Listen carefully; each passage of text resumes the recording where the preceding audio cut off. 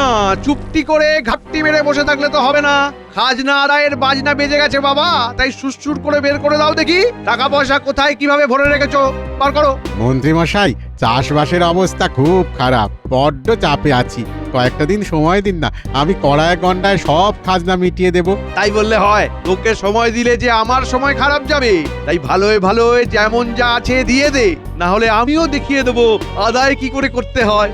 না না না, রক্ষা করুন, রক্ষা করুন মন্ত্রী মশাই, আর কিচ্ছু দেখাতে হবে না, যা আছে আমি তাই দিচ্ছি।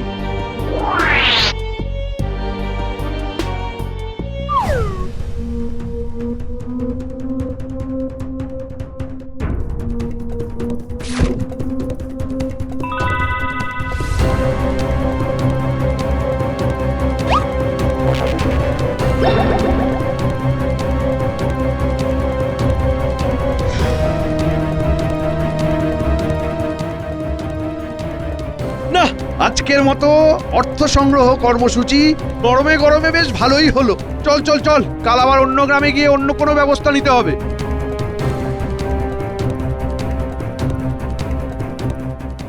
এইভাবে মন্ত্রীমশাই আসবেন আর ঝাঁট দিয়ে নিয়ে চলে যাবেন, সেটা তো আর হতে দেওয়া যায় না। হ্যাঁ, এ অনেক সহ্য করেছি, আর নয়, এবার একটা কিছু ব্যবস্থা করতেই হবে।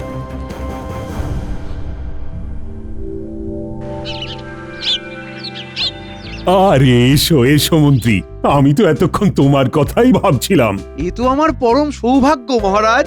আহ, ভাগ্যটাগো ছাড়ো তো। আচ্ছা, ওই রাজকোষাগারের জন্য অর্থ সংগ্রহ কর্মসূচি কেমন হচ্ছে বলো?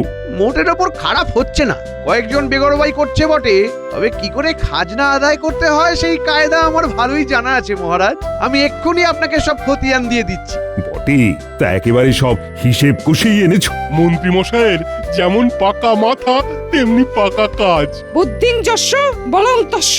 মন্ত্রীমশাই বুদ্ধি দিয়েই হোক বা বল দিয়ে কাজের কাজটা তো ঠিক করে যাচ্ছেন। এই কথাটাই তো জানতে চাইছি। বলি মহারাজ, অর্থ তো আসছে, কিন্তু কিভাবে আসছে সেটা জানা দরকার। ভালো কাজে বাগড়া দেওয়া গোপালের বড় দোষ। না না না না, গোপালের কথাটাও ভেবে দেখার আছে। প্রজাদের ওপর বলপূর্বক অর্থ সংগ্রহ করা হচ্ছে না তো আবার? সে তো সোজা আঙুলে ঘি না উঠলে মাঝে মাঝে আঙুল বেঁকাতেই হয় মহারাজ, এতে আর দোষের কি আছে? হ্যাঁ, আপনি যা গুণের মানুষ, তাতে তো দোষের কথাটাই প্রথমে মাথায় আসে। তবে এটাও জেনে রাখবেন মন্ত্রী মশাই, প্রজারা কিন্তু মুখ বুজে সব সহ্য করবে না, আর তখনই হিতে বিপরীত হবে। গোপাল তো আচ্ছা ভয় দেখাচ্ছে। হ্যাঁ, প্রণাম হই মহারাজ, আমরা আপনার কাছে বিহিত চাইতে এসেছি মহারাজ। আমাদের অভাব অভিযোগ আপনাকে ছাড়া আর কাকে জানাবো মহারাজ? সে তো বটেই, কিন্তু হয়েছেটা কি? তোমরা যে সবাই দল বেঁধে চলে এলে একেবারে। আগে মহারাজ, মন্ত্রী মশাইয়ের অত্যাচার যে দিন দিন বেড়েই যাচ্ছে, খাজনা আদায়ের নাম করে যা ইচ্ছে তাই করছেন। আমাদের একটাই দাবি, এই অত্যাচারী মন্ত্রীকে সরাতে হবে, না হলে আমরা অবস্থান বিক্ষোভ করব। নাওয়া খাওয়া ভুলে এখানেই বসে থাকবো।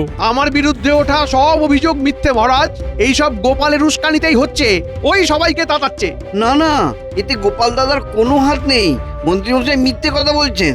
বললেই হলো, গোপাল যে কি ঝানু জিনিস সেটা তো আর বলে দিতে হবে না। বেশ বেশ, এখন কথা কাটাকাটি বন্ধ করো। আর এই যে, তোমরাও একটু সময় দাও আমায়, ভেবেচিন্তে দেখি কি করা যায়।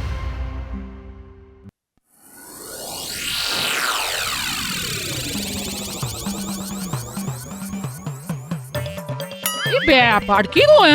বলি কি এমন রাজকার্য করেছো, খুশিতে একেবারে ডগমগ হয়ে গেলে? কাজ আর আমাকে করতে হচ্ছে না গিন্নি, নিজেদের কাজ প্রজারা নিজেরাই করে ফেলছে। আজ তো তারা একেবারে দল বেঁধে মহারাজের কাছে এসে নিজেদের অভাব অভিযোগ জানিয়েছে। হ্যাঁ, তাই নাকি? তবে তো আমিও এবার আমার দাবি দেওয়া আদায় করে চড়বো। হ্যাঁ, দরকার হলে আমি মহারাজের কাছে যাব। হ্যাঁ, ব্যাস হয়ে গেল। সুযোগ একবার যেই পেয়েছে অমনি খপ করে ধরে ফেলেছে। তবে সেই যাই হোক, মহারাজ এবার কি ব্যবস্থা নেন সেটাই দেখার, বুঝলে?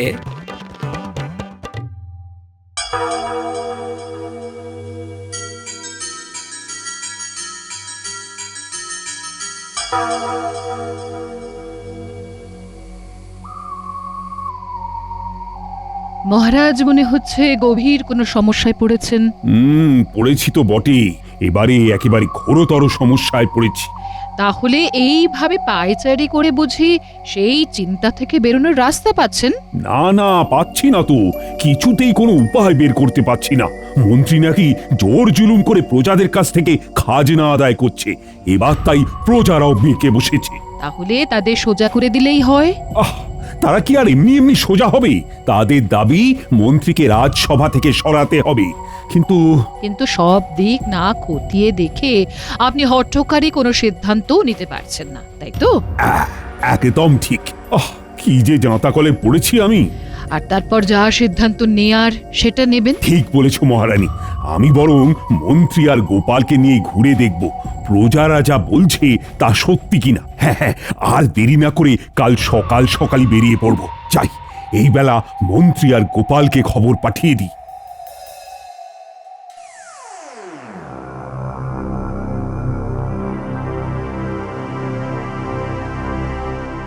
কোথায় ভাবলাম খাজনা আদায় করার তালে টাকা পয়সা সরিয়ে নিজের ট্যাগ ভরবো, তা নয়, এবার তো দেখছি উল্টো চক্করে পড়ে গেলাম।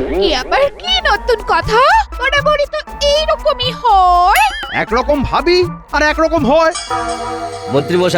মন্ত্রীমশাই, মহারাজ কাল সকালেই আপনাকে দেখা করতে বলেছেন। আপনাকে সঙ্গে নিয়ে উনি নগর পরিক্রমায় বেরোবেন।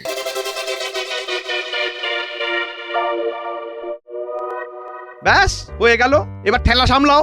লোকেরা কি আর ছেড়ে কথা বলবে? তাহলে বুঝছো তুমি কেমন গন্ডগোল পাকিয়েছো। একটা কাজ যদি তুমি ঠিক করে গুছিয়ে করতে পারতে। আমি তো ঠিকই করেছিলাম, আজকাল থেকে মনে হচ্ছে ওই পেট মোটা গোপাল প্রজাদের কান ভাঙিয়ে ওদের তাতিয়ে দিয়েছে। হয়ে যখন গেছে তখন আর কি করবে? গালে হাত দিয়ে বসে থাকো?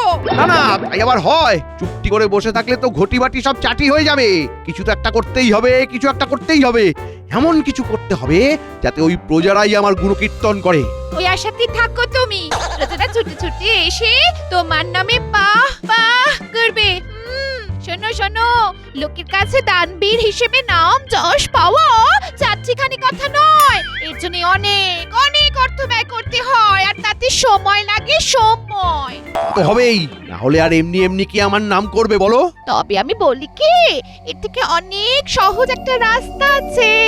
রাতারাতি সবাইকে দিয়ে ভালো বলাতে পারবে না, তার থেকে এমন একজনকে যাকে সবাই চেনে, তার মানে তাকে দিয়ে যদি বলিয়ে দেওয়া যায় যে মন্ত্রী অত্যাচারী নয় বরং দানি, তবে তোমার কাজ হয়ে যাবে। তার মানে সেই একজনের কাছে আমার দান খয়রাতির কথা হালকার ওপর ছোট করে বুঝিয়ে দিতে হবে। এই তো, এইবার মনে হচ্ছে তুমি পুরো ব্যাপারটা বুঝে গেছো। না গিন্নি, এই কথাটা তুমি একেবারে ঠিক বলেছো। আমি এবার সেই কাজই করব যাতে সাপও মরবে কিন্তু লাঠি ভাঙবে না।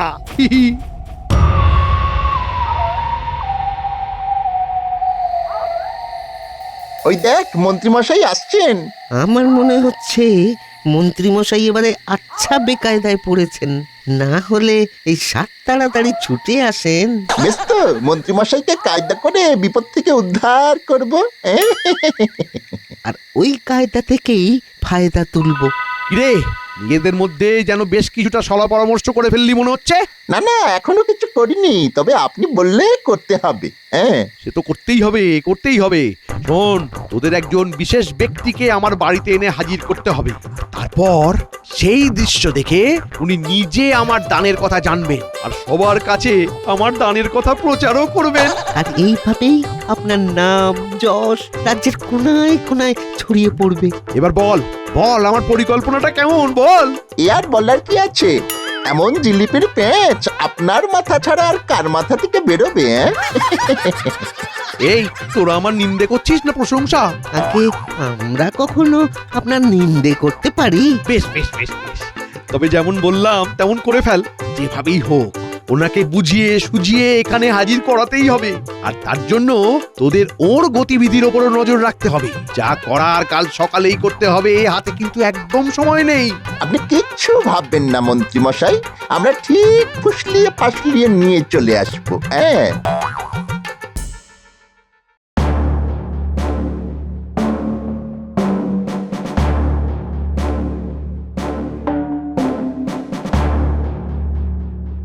সেই কখন থেকে অপেক্ষা করছি। অথচ মন্ত্রীর পাত্তা নেই। সে যে মনে মনে কি ভেবে রেখেছে কে জানে। মনে করার আর কি আছে মহারাজ? ধরা পড়ে যাওয়ার ভয়ে মন্ত্রীমশাই নিশ্চয়ই পিঠ টান দিয়েছেন। মন্ত্রী যদি এমন কিছু মতলব আঁটে, তাহলে আমিও এমন পেঁয়াজ কষবো যে সে একেবারে টের পেয়ে যাবে। টের তো যা পাওয়ার পেয়েই গেছেন, এখন আর কোন মুখে আপনার সামনে এসে দাঁড়াবেন? না না না, আর অপেক্ষা করা যাবে না। এবার চলো তো, তোমাতে আমাতেই নগর পরিক্রমায় বেরিয়ে পড়ি তবে।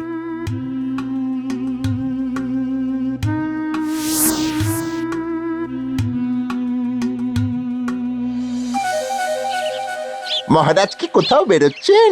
না মানে পিছু ডাকলাম বলে কিছু মনে করবেন না, আসলে একটা খবর দিতে এলাম। খবর? কি খবর? আগে মন্ত্রীমশাইয়ের তো এই সময় আপনার সঙ্গে নগর পরিক্রমায় বেরোনোর কথা ছিল, তবে উনি আসতে পারবেন না। আসলে বেশ কিছু সাহায্য প্রার্থী এই সময় তার বাড়িতে এসে উপস্থিত হয়েছে, তাই মন্ত্রীমশাই আন্তরিকভাবে দুঃখ প্রকাশ করে এই খবরটা আপনাকে জানিয়েছেন। তাই নাকি? কই, মন্ত্রীর এই গুণের কথাটা তো আগে কখনো শুনিনি। গুণের পরিমাণ বেড়ে গেলে কিন্তু আবার নুনে পোড়া হয়ে যেতে পারে মহারাজ। না না না না না, সব সময় মন্ত্রীমশাই নিন্দে করলে তো আর হবে না, তার ভালো কাজের প্রশংসাও তো করতে হবে। কিন্তু লোকে তো সে কথা বলে না। মহারাজ, মন্ত্রীমশাইয়ের নামে লোকের প্রচারে কান দেবেন না। উনি আসলে বিরাট দাতা, তবে উনি প্রকাশ্যে কাউকে দান করেন না, গোপনে দান করেন। তৃতীয় জন ওনার দানের কথা জানেও না। সে তো খুবই ভালো কথা। না না না, এই ব্যাপারটা যত শুনছি ততই ভারী ভালো লাগছে। সে আপনি যাই বলুন মহারাজ, আমার তো মনে হচ্ছে ডালমে নিশ্চয়ই কুছ কালা হ্যায়। আবার তুমি মন্ত্রীর কাজে গলদ ধরার চেষ্টা করছো। বেশ বেশ, তোমার যখন তার ভালো কাজে বিশ্বাস নেই, তখন তোমাকে সেখানে যেতে হবে না। তবে এই সব শোনার পর আমাকে তো একবার সেখানে যেতেই হবে। আমি নিজেই মন্ত্রীর বাড়িতে গিয়ে দেখব মন্ত্রী কেমন দান ধ্যান করে। সে আমাকে আপনি নাই নিয়ে যান, তবে আমি না গেলেও আমার চোখ সব দেখতে পাবে। নগর পরিক্রমা ছেড়ে আমি আগে বরং মন্ত্রীর দান ধর্ম দেখব।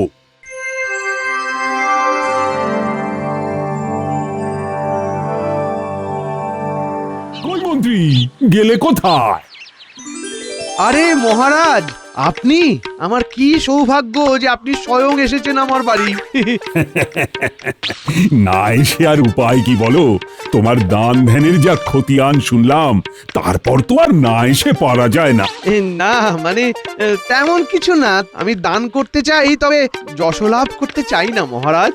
আহা, এসব কথা শুনলেও মন ভরে যায়। আগে মন্ত্রীমশাই, ও মন্ত্রীমশাই, ঘরে আছেন? বড় আশা নিয়ে আপনার কাছে এসেছি মন্ত্রীমশাই। আমি চোখে বড় একটা ভালো দেখতে পাই না, তাই এই চেয়ে চিনতেই চলে আমার। বুঝেছি বুঝেছি, তা এমন অসুবিধা নিয়ে এতদিন পরে তুমি এলে? তুমি আরো আগে আসতে পারতে। এই নাও, এই নাও, ওই 100 মোহর আছে এই থলিতে। ফুরিয়ে গেলে আবার এসো কেমন? আর শোনো, আমার এই ক্ষুদ্র দানের কথা 5 কান করে আমাকে আর লজ্জায় ফেলো না। হ্যাঁ, ওপরওয়ালা আপনার মঙ্গল করুন মন্ত্রীমশাই। এই বৃদ্ধ ভিখারিকে কিছু দান করবেন বাবা, আপনার অনেক মেহেরবানি হবে, অনেক নাম যশ হবে। নাম যশের দরকার নেই বাপু, তোমার কোনো মতে দুবেলা দুমুঠো জুটে গেলেই আমার ভালো লাগবে।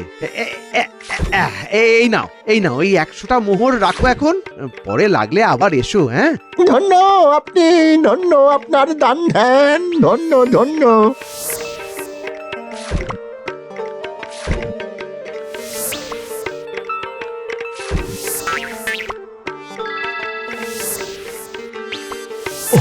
একের পর এক সবাই তো এসেই চলেছে দেখছি, আর মন্ত্রীরও কোনো বিরক্তি নেই। কেমন হাসি মুখে সবাইকে দান করে যাচ্ছে, অথচ নাম কেনার কোনো ইচ্ছেই নেই। না, বটা ঘটার কাজ আছে বলতে হবে। কেমন নিখুঁত ছদ্মবেশ ধরে ঘুরে ফিরে আসছে। এসেছি যখন, তখন আরেকটু না হয় দেখেই যাই। হ্যাঁ হ্যাঁ, বসুন না, যতক্ষণ খুশি বসুন। বটা ঘটাকে তো বলাই আছে, ওরা ঠিক পালা করে করে চালিয়ে যাবে।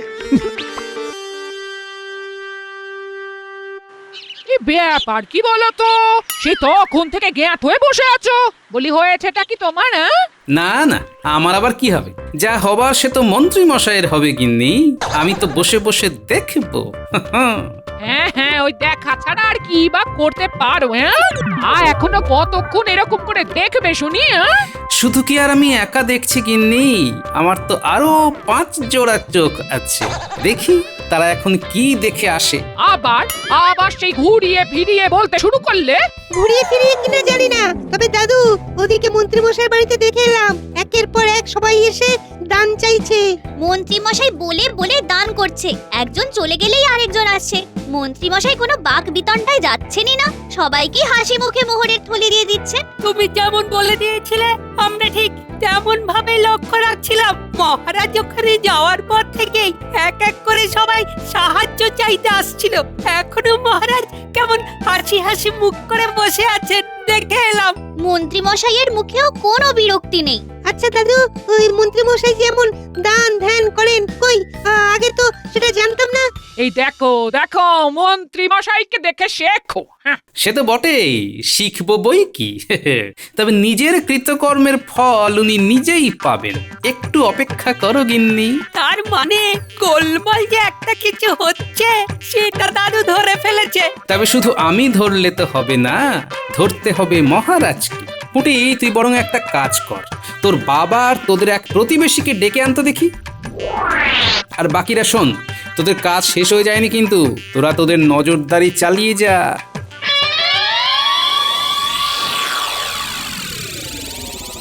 না, আর মনে হয় কেউ আসবে না আজ। চলো মন্ত্রী, এবার একটু জিরিয়ে নাও বরং। না না মহারাজ, মানুষকে সাহায্য করায় আমার কোনো ক্লান্তি নেই। ওরা যতক্ষণ আসবে ততক্ষণ আমি সাহায্যের হাত বাড়িয়ে দেব, যতটা যা পারি আর কি।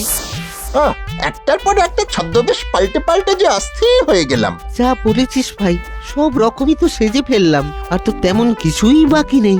এদিকে মহারাজেরও তো ওঠার নাম নেই। ধুর, মন্ত্রী মশাইও তো গ্যাঁট হয়ে বসে আছে, উঠে গিয়ে তো সদর দরজাটা বন্ধ করে দিয়ে আসতে পারে, তাহলেই ল্যাটা চুকে যায়। কি আর করবি, চল আরেকটু অভিনয় করে দেখাই, তাতে যদি আরেকটু বেশি মাল করি পাই। তুই বোবা হয়ে যা আর আমি কালা। এই দিন দরিদ্র ফকিরকে কিছু সাহায্য করবেন বাবা? আহা, তুমি আমার দরজায় এসেছো আর আমি সাহায্য করব না, তাই আবার হয়? এই নাও এই নাও, এই মোহরের থলিটা রাখো তুমি। আপনার অনেক মেহেরবানি। না, মন্ত্রীকে যত দেখছি ততই মুগ্ধ হয়ে যাচ্ছি। ওই তো আবার একজন এসেছে মনে হচ্ছে। মন্ত্রী মশাই, আপনি কি আমার দিকে একটু মুখ তুলে তাকাবেন না? বড় আশা নিয়ে এসেছিলাম আমি। এসেছো যখন, তখন তুমি আর খালি হাতে ফিরবে না। এই নাও, এই মোহরের থলিটা রাখো। মন্ত্রী, আমার আর বলতে বাধা নেই যে তোমার এই দান ধ্যান দেখে তোমার সম্বন্ধে আমার ধারণাই বদলে গেছে। না না মহারাজ, এ আর এমন কি, এসব তো খুবই সাধারণ ব্যাপার। আমি নিজে এবার সবাইকে বলবো যে মন্ত্রী মোটেই অত্যাচারী নয়, বরং তার মতো দানবীর এই কৃষ্ণনগরে আর দুজন নেই। সেটাই তো আমি চাইছিলাম মহারাজ। যাক, শেষ পর্যন্ত তাহলে আপনাকে কায়দা করতে পেরেছি। তবে এবার তো আসল কাজই বাকি। খুব হয়েছে দান ধ্যান, কিছুক্ষণ পরে গিয়ে ঘরের লক্ষ্মী আবার ঘরেই ফিরিয়ে আনতে হবে। এ কি মহারাজ, আপনি কি তবে একা একাই নগর পরিক্রমা সেরে ফিরলেন নাকি এতক্ষণে? না না, পরিক্রমার হলো কই, তবে তার আর বিশেষ প্রয়োজনও নেই। কেন কেন, এমন কি হলো? কি হলো মানে, মন্ত্রীর বাড়িতে গিয়ে তো আমি নিজের চোখে দেখলাম প্রজারা যা বলেছে তা সব মিথ্যে। ও তাই বুঝি। গোপাল দাদু, তুমি যেমন বলেছিলে আমরা তেমনই নজর রাখছিলাম। মহারাজ চলে আসার পরেই মন্ত্রী মশাই বেরিয়ে পড়েছেন। নিজের মনেই বলতে বলতে যাচ্ছিলেন যে মানিকচর চম্পট দেওয়ার আগেই ঘরের লোকই ঘরে ফিরিয়ে আনতে হবে। ব্যাস ব্যাস, আর বলতে হবে না। লক্ষ্মী ফেরাতে মন্ত্রীমশাই যে কোথায় যাচ্ছে সেটা বুঝে গেছি, কিন্তু আমি তো কিছুই বুঝতে পারছি না। সব বুঝে যাবেন মহারাজ, তবে তার জন্যে যে আর একবার আপনাকে কষ্ট করে আমার সঙ্গে আসতে হবে। চলো তাহলে, কোথায় যেতে হবে যাই।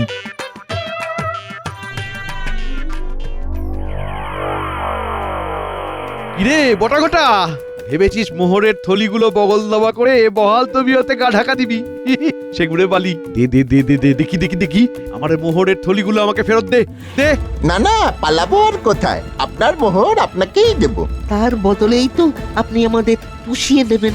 এই কথার মার প্যাচ ছেড়ে 10টা থলি ফেরত দে, আমার সব গোনা আছে। 10টা তো নয় মন্ত্রী মশাই, এই নিন সব মিলিয়ে এই 8 থলি মোহরই আমরা পেয়েছি। হ্যাঁ। কেন কেন কেন? আমি তো 10টা থলি দিয়েছি। দেখ, একদম চালাকি করার চেষ্টা করবি না। বের কর বের কর, আরো 2টো থলি বের কর বলছি। আপনি বিশ্বাস করুন মন্ত্রী মশাই, আমরা মিথ্যে কথা বলছি না। সে কি? বাকি দুবার তাহলে কারা ভিক্ষে চাইতে এলো? কারা মোহরের থলি নিয়ে গেল রে? এ বাবা, এ কি হলো? সেই থলি দুটো এরা নিয়েছে মন্ত্রী মশাই, খোঁড়া আর ফকির সেজ। এই কে মানে কারা মানে সে আবার কি? আপনি ধরা পড়ে গেছেন মন্ত্রী মশাই। আর আপনার দান ধ্যানের গোপন কৌশল মহারাজও এবার বুঝতে পারছেন নিশ্চয়ই। বটা আর ঘটাকে সাহায্য প্রার্থী সাজিয়ে দান নয়, দানের অভিনয় করছিলেন আপনি। আমি সেটা বুঝতে পেরে আমার এই পরিচিত দুজনকে তাদের মাঝে জুড়ে দিয়েছি শুধু। কিন্তু আমি তো মানে না মানে ইয়ে মানে আর মানে মানে করতে হবে না। এবার আমি বুঝতে পারছি প্রজারা যা বলেছিল তা মিথ্যে নয়। আগামী 7 দিনের মধ্যে প্রজাদের কাছ থেকে জোর করে আদায় করা সব অর্থ তুমি সুদ সহ ফেরত দেবে। আমি মারা পড়ে যাব মহারাজ, এবারের মতো আমাকে ছেড়ে দিন মহারাজ, এমন কাজ আর করব না মহারাজ। যাও, যেমন বললাম তেমনই করো, না হলে তোমার কপালে আরো শাস্তি অপেক্ষা করছে। না না না না না, রক্ষা করুন মহারাজ, মহারাজ মহারাজ রক্ষা করুন। আমি যাচ্ছি, আমি এক্ষুনি যাচ্ছি মহারাজ, এক্ষুনি যাচ্ছি।